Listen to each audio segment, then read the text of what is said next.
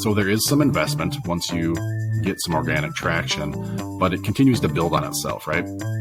Where the paid ads, it's a faucet that's either on or off.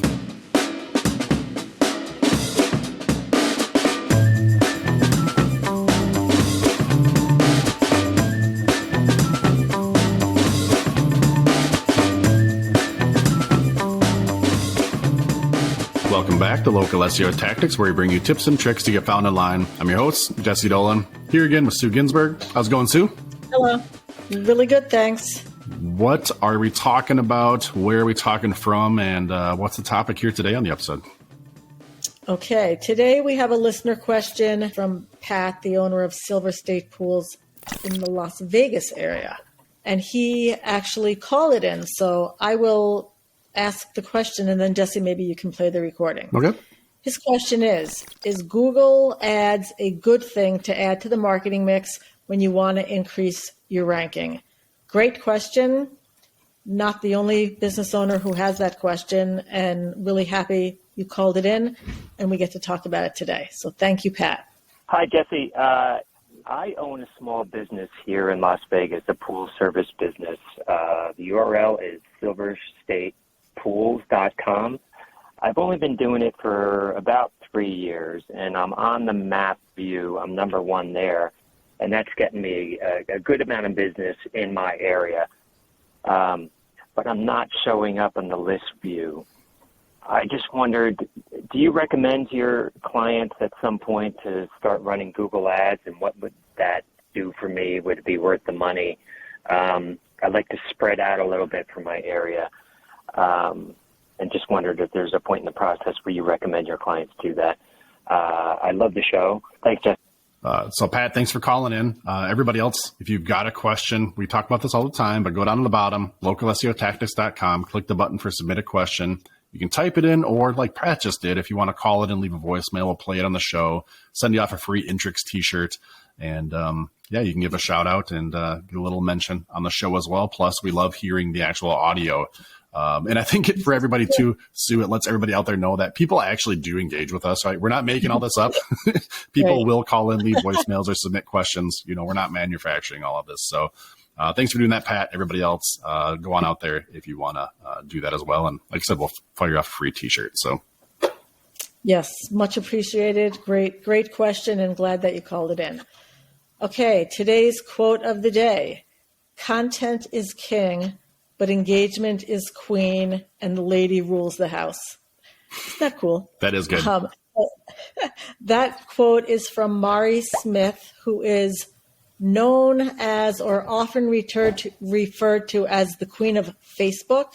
She's considered one of the world's foremost experts on Facebook marketing and social media. She's a Forbes top social media power influencer, author of The New Relationship Marketing, and co-author of Facebook Marketing an Hour a Day. Yep. And yes, I realize this question was not about social media or Facebook, but the point about engagement being queen, and that's what rules the house, is 100% right. And I love that sentiment. So that's why I'm quoting from Mari Smith today. So my favorite stories to share are those where a client tells us they turned off their paid ads because organic was driving so many leads their way and they were getting the ROI on their SEO. We do, of course, have many clients who run paid ads very successfully alongside their SEO. As with many other marketing tools, there's a time and a place for each one where one shines, and the key is knowing which time and place is right for each marketing tool, which of course makes it very confusing for anybody who doesn't do marketing every day, all day long, which business owners are not, because you have a business to run, and hopefully you're not doing that. So we who do keep up on the latest and the greatest marketing tools and how to get your best ROI are in tune to this, and talk to our clients about this all the time. It's no surprise then that online marketing has evolved and continues to evolve very rapidly in this digital age. And if you blink, you may get left behind. That's one more reason to find and partner with an SEO or digital marketing firm who you know is on top of these things and paying attention for you so that you don't have to. As you've heard us say many times, we count on you to be the expert on your business, and you can count on us to be the SEO experts, and together we find we get the best ROI. With that, I will popcorn it to Jesse to drop some knowledge on the question of whether paid ads are a good thing to add to your marketing mix to increase your ranking and to expand your locations, and when might be the right time and place to add paid ads to your SEO. Yeah, I think it's a good question. Like you said, we definitely, as a firm here at Intrix, are all about SEO and organic. The good thing with organic is it's kind of like a flywheel, right? As you get some traction, you get some authority within Google, it just continues. The contrasting that against paid ads, that's something you always have to be paying for every single time, every single click, to be getting that exposure. Where organic, it's ongoing. SEO is ongoing, right? I don't mean to make it sound like you can do some SEO and then stop. Sue, you had a great analogy the other day that I had heard for the first time. It's kind of like, I think you said when you get to your ideal weight, right? If you're trying to get in shape or lose weight, you don't just stop whatever got you there. You do turn into more of a maintenance mode. Maybe your tactics were a little bit different, but isn't an ongoing thing then to kind of stay at that spot. And the same is true for SEO. So there is some investment once you get some organic traction, but it continues to build on itself, right? Where the paid ads, it's a faucet that's either on or off. And if it's off, then you're not getting anything. So that's the kind of the good and the bad, quickly contrasting the two. That being said, where paid ads can be advantageous to you is organic usually can take a little bit of time. In some cases, if it's a quick fix on something, you might get some traction sooner than later. Other times, maybe it takes weeks or months to truly get the kind of ROI you're trying to get. Where with paid ads, you click a few buttons, you tell Google what you want to spend and create your ads, and then boom, they can be serving them up instantly. So you can get a quick win with the paid ads. If you're going to be comparing ROI on like cost per lead and things like that, I would say unless you're a very well-seasoned professional, or somebody with a lot of history doing the paid ads are probably going to cost you more per lead. But again, that may be worth it because you're able to turn that on quickly and get some results. So there's a place for paid ads, and there's really two spots where you can do paid ads. You can do paid ads within the map pack to show up in those local listings. You can also do just general like Google AdWords to show up at the top of the page for more of the traditional links, right? Not part of the map pack. Hey everyone, just a quick message about our free SEO audit tool on localseotactics.com, and we'll get right back to the show. If you haven't taken advantage of it yet, go on out to localseotactics.com/free SEO audit, or look for the yellow button up in the top right corner, click that.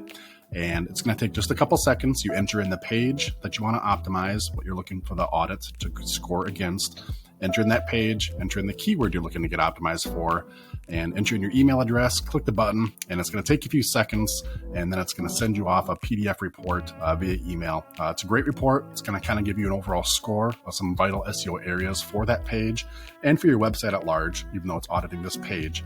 That's going to tell you some of the good things that are happening, some of the bad things that are happening too, and give you basically a checklist of some things that you need to shore up and what you can do to improve your SEO for that page, for that keyword that you're auditing. Now you can use this as many times as you want. You can do multiple keywords, multiple pages, multiple keywords on the same page. You can even use this to check against your competitors, right? If you want to do a little reverse engineering, see how they're scoring for a certain keyword, what they may be doing good that you're not, and some things to improve there. So lots of different ways to use it, completely free. Again, go on to localseotactics.com/free SEO audit, or look for the yellow button in the top right corner of the website. So there is two different portals, two different areas that you can advertise within Google and do both, right? One thing that I do know, there's been some interesting situations where if somebody is ranking, decently good, even still organically, that they will do paid ads to just be occupying that much more real estate on the page. That can also backfire. And I believe we talked about it in a previous episode, where people are then clicking on your ad. Like they see you in the map pack, they see you at the top of organic, and they see your paid ad that's at the top of the screen. So they're naturally going to click on that one first, and it could, end up costing you a lot of money. So I think the best strategy of using paid ads is where you aren't having the current exposure, and you're using that as a crutch, right? Or maybe a stopgap while your organic picks up. Now to Pat's question about expanding your territory, right? Getting into maybe other map pack zones. The best long-term way to do that, again, is organic, and you're going to want to have multiple locations for your business and multiple Google Business Profiles, or GMBs as they used to be called, one for each location. Also, if you don't have multiple locations, but you want your proximity to expand for your current GBP, then you need to work on your authority, some of the EAT related stuff, and again, just overall entity building and brand building to be the best option in town, regardless if you're 2 miles or 20 miles away from where the prospect and your clients are searching. So reinforcing on that, organic for the long run is great. If you have multiple locations, leverage those. If you have a single location, try to build a lot more authority. And in some cases, depending on your service and how much revenue it brings in and how profitable it is, you may want to consider opening up a new location, not so much to serve your clients better or be more efficient where you're at in relation to their location, but just to be able to drop a GBP like in that sector of your city, right? If you're in the Southwest quadrant and you want to be popping in the Northeast, but you just can't get that reach because there's somebody there that's dominant. Maybe it's $500 a month, maybe it's $1,500 a month, rent some space so you can get a physical location and be legitimate there. That can have an ROI, even though it maybe sounds outlandish or out of the budget, depending on where you're at, that may be something that's feasible, and don't overlook that. It doesn't mean you have to have a duplicate office staffed exactly the same. Just some form of a business location there that you can operate out of or receive mail from, at least, right? At the very least, to get that verified. So that's kind of on the organic side to widen your reach. But yeah, to Pat's point, can you use paid ads to tap into other markets or expand your reach in your current market? For sure. When you do paid ads, you can pick pretty granularly where you want to show up, who you want to be shown to. Again, do you want to show up for people that are searching for that product or service in that city? Like meaning, flower delivery, Minneapolis was their search term. Or do you want to target people that are searching for flower delivery with the search originating from Minneapolis, as an example? So you can kind of pick and choose, and yeah, you can use that to drive some traffic and generate some leads, hopefully, from those areas. But again, as soon as you stop paying for that, you're not going to get that anymore. So I think a strategy using both, if it's in the cards for you, is something that can be done. But as you know, Sue, and as you let off, we're always hesitant to recommend or really promote any strategy that isn't involving some level of organic, because that is really for the long run what's going to stick for you and be the most efficient, right? Give you the best economy. So hopefully that answers your question, Pat. That's great.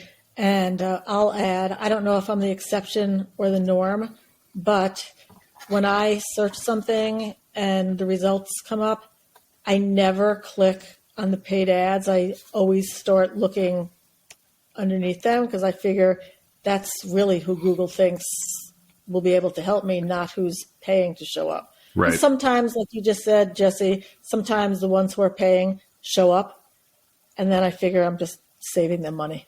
Right. So, and I think it's the more knowledgeable you are about a topic, it feels. And I think for us, Sue, being that we are marketers and search engine optimizers,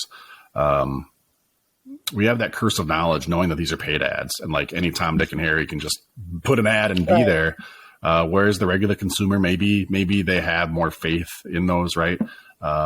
So we may be slanted on that, but even still, to your point, you know, people that are showing up naturally have some kind of reputation or some kind of authority. And that just shows to where that organic is a much more sustainable long-term and should give you better ROI and a lower cost per lead than the paid ads. So, and your competitors, right? Or people can just mistakenly click. Every time somebody clicks on your ad, it costs you, right? Right. So, and there's tools out there to kind of help mitigate that a little bit. But at the end of the day, that budget can skyrocket. And that is something I forgot to mention earlier too. I was talking about, unless you're really a professional or have a good history of doing this, there can be a steep learning curve for those paid ads.